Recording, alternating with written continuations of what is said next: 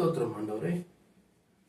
பிரியமானவர்களே, இன்றைய வேத வார்த்தை 1 கொரிந்தியர் 15வது அதிகாரத்தை வாசிக்கப்போம். ஸ்தோத்திரம் ஆண்டவரே. கிறிஸ்துவோ மரித்தோரிலிருந்து எழுந்து நித்திரை அடைந்தவர்கள் முதல் பலனானார். மனுஷரால் மரணம் உண்டானபடியால் மனுஷனால் மரித்தோரின் உயிர்த்தெழுதலும் உண்டாயிற்று. ஆதாமுக்குள் எல்லோரும் மரிக்கிறது போல கிறிஸ்துவுக்குள் எல்லோரும் உயிர்ப்பிக்கப்படுவார்கள். அவனவன் தன் தன் வரிசையில் உயிர்ப்பிக்கப்படுவான். முதல் பலனானவர் கிறிஸ்து, பின்பு அவர் வருகையில் அவர்களுடைய உயிர்ப்பிக்கப்படுவார்கள். ஆமேன். அல்லேலூயா. அப்ப தேவன் என்ன மரித்தார், உயிர் தெளிந்து விட்டார். ஆமேன். அல்லேலூயா. அது போலதான் தேவன் என்ன அந்த நாள்ல கூட வார்த்தை கொடுத்திருக்கிறார். ஏன்னா ஒவ்வொருத்தருக்கும் மரித்து நம்ம எங்க போவோம் அப்படின்னு சொல்லி இருப்பாங்க. அப்பனா தேவன் என்ன சொல்றார், மரித்தாலும் நீங்க உயிர் தெழுகிறீர் என்று. அவரு எப்படி உயிர் தெழுதாரோ அது போல நம்மளையும் உயிர் தெழுக செய்கிறார். ஆமென். அல்லேலூயா. இதை நம்ம தெரிந்து கொள்ள வேண்டும். ஆமென். அல்லேலூயா. அப்பனா அவர் இந்த பூமியில என்னெல்லாம் காரியம் செஞ்சாரு, எப்படியெல்லாம் அவர் வாழ்ந்தாரு. ஏன்னா பிதா குமாரனை அனுப்புனாருன்னா அவர் சொன்ன காரியத்தை அனைத்தையும் அவர் செய்தார். ஆமென். அல்லேலூயா. தகப்பனு கீழ்ப்படிந்து செஞ்சார். அது போல நம்மளுக்கும் ஒரு பிரமாணத்தை கொடுத்திருக்கிறார்கள். அந்த பிரமாணத்தைப்படி நம்மளும் கடைபிடித்து நடக்கும் போது கண்டிப்பா இயேசு ஆண்டவர் உயிர் தெழுந்தாரே, அவரை நாம் பின்பற்றி நடக்கிற பிள்ளைகளை நமக்கு தேவன் என்ன சொல்லுகிறார் என்றால், நாம் வரும்போது கல்லறைகள் எல்லாம் உடைக்கப்படும் என்று. ஆமென். அல்லேலூயா. ஏன்னா பிரிந்து கிடக்கிற எலும்புகள்லாம் ஒன்று சேருமா. ஆமென். அல்லேலூயா. அந்த எலும்பெல்லாம் எங்க போயிருக்கு, தூள் தூளா இருக்குமா எங்கன்னு தெரியாது நம்ம எலும்புகள்லாம் இருந்தாலும். ஏன்னா ஒவ்வொரு அதிகாரத்தை நம்ம வாசிக்கும் போது உலர்ந்த எலும்புகளுக்கெல்லாம் நான் உயிர் கொடுக்கிற தேவனாய் இருக்கிறேன் சொல்லி சொல்லுகிறார். ஆமென். அல்லேலூயா. எஸ்ராலாம் படிக்கும் போது நம்ம ஒவ்வொரு சூழ்நிலை ஒவ்வொரு அதிகாரத்தில் நம்ம படிக்கும் போது நம்ம அறிந்து கொள்ளலாம். ஆமென். அல்லேலூயா. ஏன்னா அங்க உலர்ந்த எலும்புகள்லாம் கடந்து இருக்குது. தேவன் அந்த தீர்க்கதரிசியை கூட்டிட்டு போய் காமிக்கிறாரு. காமிக்கும் போது பார்த்தா இந்த எலும்புகளுக்கெல்லாம் உன்னால உயிர் கொடுக்க முடியுமான்னு கேக்குறாரு. ஆண்டவரே நீர் அறிந்திருப்பீன்னு சொன்னார். ஆமென். அல்லேலூயா. அப்ப நமக்குனால ஒண்ணும் முடியாது, நம்ம நீ தீர்க்க தரிசன உரை என்று சொல்லுகிறார். ஆமென். அல்லேலூயா. தீர்க்க தரிசனம் உரைத்த உடனே இந்த எலும்புக்கா உயிர் வரட்டு நீ சொல்லு அப்படிங்கிறாரு.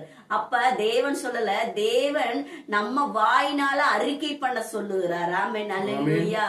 அப்ப அந்த தீர்க்க தரிசனே இந்த எலும்புகளுக்கெல்லாம் உயிர் உண்டாகட்டும்னு சொன்ன உடனே அந்த எலும்புக அங்கங்க கல்லறையில கடந்த எலும்புகள்லாம் எல்லாம் ஒண்ணு சேர்ந்து அந்த அத்தனை எலும்புகளுக்கு உயிர் உண்டாயி எல்லாம் எழும்பி இருக்கிறார்கள். ஆமென். அல்லேலூயா.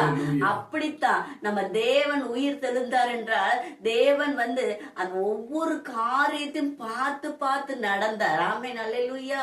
இந்த நாள்ல கூட நம்ம நடக்கிறோமா, நம்ம ஒவ்வொரு சூழ்நிலையிலும் இந்த 10 கட்டளையிலும் உண்மையோடு இருக்கிறோமா, இதையெல்லாம் நம்ம அறிந்து கொள்ள வேண்டும். அப்ப தேவன் எழும்புனது போல நம்மளும் கல்லறையெல்லாம் உடைக்கப்பட்டு நம்மளும் எழும்ப போகிறோம். ஏன்னு கேட்டா அவரோட பிள்ளைகளாக நம்ம இருக்கிறோம்.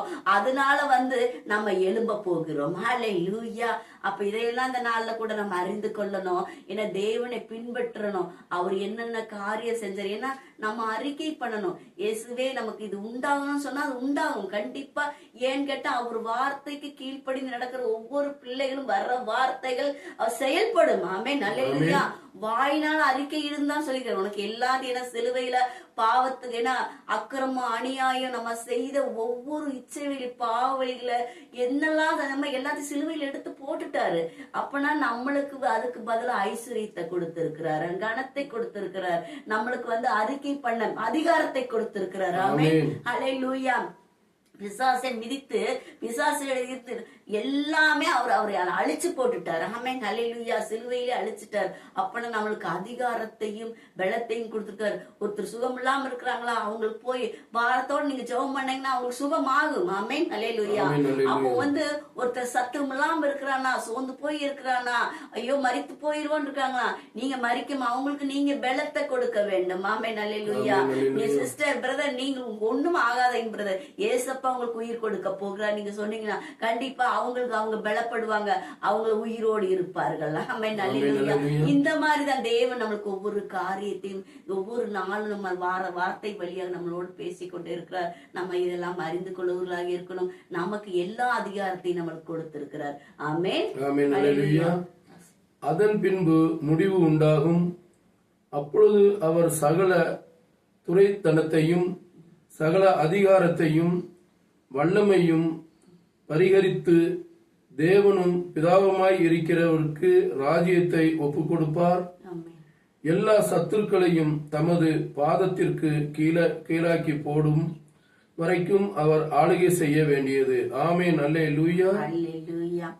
அப்ப அந்த அவர் வரும்போது கண்டிப்பா எல்லாத்தையும் முடிச்சிருவாரு. ஆமென் அல்லேலூயா. நம்ம இப்ப வந்துருவாரா நாளைக்கு வந்துருவாரு நம்ம எல்லாம் சொல்லுவாங்க, என்ன வந்துருவாருன்னு சொல்றாங்க, இன்னும் வரல அப்படின்னு. ஏன் அப்படி சொல்றாங்க அப்படின்னா, ஏன்னா இயேசு வந்துருவாரு வந்து இன்னும் ஏன் வரல இப்படி ஏதாவது சும்மா சொல்றாங்களா அப்படியெல்லாம் நம்ம ஒருத்தர் யோசிப்போம். அது அல்ல, நம்ம எப்படி தேவனை பற்றிக்கணும், இன்னும் தேவனோட ராஜ்யத்துக்கு இன்னும் மக்கள், ஏன்னா நம்ம போயிடுவோம், இருக்கிற மக்கள் எல்லாம் ஏங்குவாங்களாம், எங்களுக்கு ஒரு வார்த்தை சொல்லியிருக்க கூடாதா, நாங்களும் வந்திருப்போமே ஆண்டவரோட, எங்களை இப்படி விட்டுட்டு போறீங்களே அப்படின்னு எத்தனையோ மக்கள் கவலைப்படுவாங்க இல்லையா. ஆமென் அல்லேலூயா. இன்னும் எல்லா மக்களும் தேவனை பற்றி கிட்டி வாரும் என்று சொல்லுகிறார். ஆமென் அல்லேலூயா. ஏசாயா 57 எழுதியிருக்கிறது போல என்னிடம் கிட்டி வாருங்கள் அப்படின்னு சொல்லுகிறார். ஆமென் அல்லேலூயா. அது போல அவர்கிட்ட கிட்ட வரணுங்கிறதுக்காக எல்லா மக்களும் வானமே ஒரு கரங்களாய் இருக்கிறது. அதனால எல்லா மக்களும் அவர் ராஜ்யத்தில் பிரவேசிக்கிறதுக்காக அழைத்து கொள்வதற்காக அவர் நேரத்தை கடத்தி கொண்டு இருக்கிறார். ஆமென் அல்லேலூயா. இன்னும் எல்லா மக்களும் வர வேண்டும். இன்னைக்கு எத்தனையோ மக்கள் அறியாம இருக்கிறாங்க, என்னை தெரியாம இருக்கிறாங்க, அவங்கெல்லாம் வர்ற வரைக்கும் நான் வெயிட் பண்ணிட்டு இருக்கிறேன்னு சொல்லுகிறார். ஆமென் அல்லேலூயா. நம்ம இங்க கல்ல வச்சு கட்டடம் கட்டுறதுலயே இருக்கிறோம், அவரு நம்மளுக்கு என்ன பண்ணிட்டு இருக்கிறாரா, அங்க தங்கத்திலே மதில் கட்டடம் ஆயிக்கொண்டு இருக்கிறது. ஆமென் அல்லேலூயா. ஒவ்வொரு வசிப்பதுக்கு ஒவ்வொரு ஆராதிப்பதுக்கு தங்கத்திலே வீடு கட்டி கொண்டு இருக்கிறார். ஆமென் அல்லேலூயா. அப்பனா அந்த மாதிரி எல்லாம் நம்ம தெரிந்து கொள்ள வேணும். தேவனோட வார்த்தையை தெரிந்து கொண்டோம்னா நம்ம ஒரு நாளையும் கவலைப்பட மாட்டோம். ஆமென் அல்லேலூயா. இந்த நாள்ல கூட, ஏன்னா அவர் வர்ற ஆட்சிக்கு வரும்போது, அவர் தேவன் நம்மளுக்கு 2வது வருகையில் அவர் வரும்போது என்ன இருக்காதான், பாதாளம் இருக்காது, அக்னியும் இருக்காது, எதுவுமே இருக்காது. ஏன்னா தேவனோடு நம்ம அனைவரும் இருக்க போகிறோம். ஆமென் அல்லேலூயா. அதையெல்லாம் எடுத்து போட்டு விடுவார். ஆமென் அல்லேலூயா. இதனால நம்ம அறிந்து கொள்ளணும், தேவனோட ஆட்சியை வரும்போது ராஜ்யத்துக்காக நம்ம காத்து கொண்டு இருக்க வேண்டும். ஏன்னா ஒவ்வொரு நாளும் எந்த நேரத்துல வருவார் என்று தெரியாது. வந்தவுடனே எல்லாத்தையும் அவர் அழைத்து செல்ல போகிறார். ஆமென் அல்லேலூயா. அதனால ஒவ்வொரு நாளும் அவருக்காக, ஆண்டவரே எப்ப வரீங்க நம்ம காத்து கொண்டு இருக்கிறோம். ஏன்னா விழிமேல நம்ம கண்களை வைத்து ஒவ்வொரு நாளும் நம்ம தேடிக்கொண்டு இருக்கும்போது தேவன் கண்ணிமைக்கு நேரத்தில் நம்மளை வந்து அழைத்து செல்லுவார். அதனால நம்ம தேவனை ஆராதிப்போம், தேவனுக்காக நம்ம கீழ்ப்படிவோம், தேவன் வார்த்தை கேட்போம். கேட்கும் போது இந்த ஒவ்வொரு வார்த்தையும் நம்மளை பலப்படுத்தும். ஆமென் ஹல்லேலூயா. கேட்ட வார்த்தைக்காக ஜெபிக்கிறோம். சோதராண்டவரே ராஜா, இந்த நாள்ல கூட தகப்பனே கத்தாவை சோதரிக்கிறோம். 1 Corinthians அதிகாரத்தை ஆண்டவரே 5 நாங்க தானித்தோம் ராஜா. தகப்பனே இந்த வார்த்தையின்படி ஆண்டவரே தகப்பனே நீங்க வரும்போது ஆண்டவரே கல்லறை எல்லாம் உடைக்கப்படும் சுவாமி.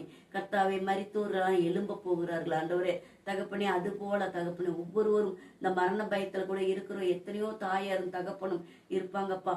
அவர்களுக்கெல்லாம் ஆண்டவரே இந்த நாள்ல கூட அவங்களுக்கு பலத்தையும் சத்துவத்தையும் கொடுக்கும்படிக்கு நாங்க ஜெபிக்கிறோம் சுவாமி. சோதரிக்கிறோம். ஏசாயா 57 எழுதியிருக்கிறது போல ஆண்டவரே, நிந்தை வருவதற்கு முன்னே நான் எடுத்து செல்வேன் என்று சொன்னபடி தகப்பனே நீதிமான்களையும் புத்திமான்களையும் ஆண்டவரே ஒவ்வொருவரும் நிந்தை வருவதற்கு முன்பே ஆண்டவரை நீங்க அழைத்து செல்லுவதற்காக நாங்க சோத்தரிக்கிறோம் ராஜா. அந்த இடைப்பாறு பருகளுக்கெல்லாம் நாங்க சோத்தரிக்கிறோம். அவர்கள் எல்லாம் ஆசீர்வதிங்க தகப்பனே. எத்தனையோ ஒரு பயத்திலையும் ஆண்டவரே படுக்கையில் இருப்பாங்க, அந்த பயத்தெல்லாம் எடுத்து போடும்படிக்கு நாங்க செபிக்கிறோம். ஆண்டவரோட மகிமை அவர்கள் மேல் இறங்கும்படிக்கு நாங்க ஜெபிக்கிறோம். ஒவ்வொரு மக்களையும் நீங்க ஆசீர்வதிக்கும்படி ஜெபிக்கிறோம் ஐயா. நீங்க கூட இருந்து வழி நடத்தும்படி ஜெபிக்கிறோம். ஜீவனுள்ள நல்ல பிதாவே. ஆமென் ஆமென். அனைவருக்கும் சோத்திரம்.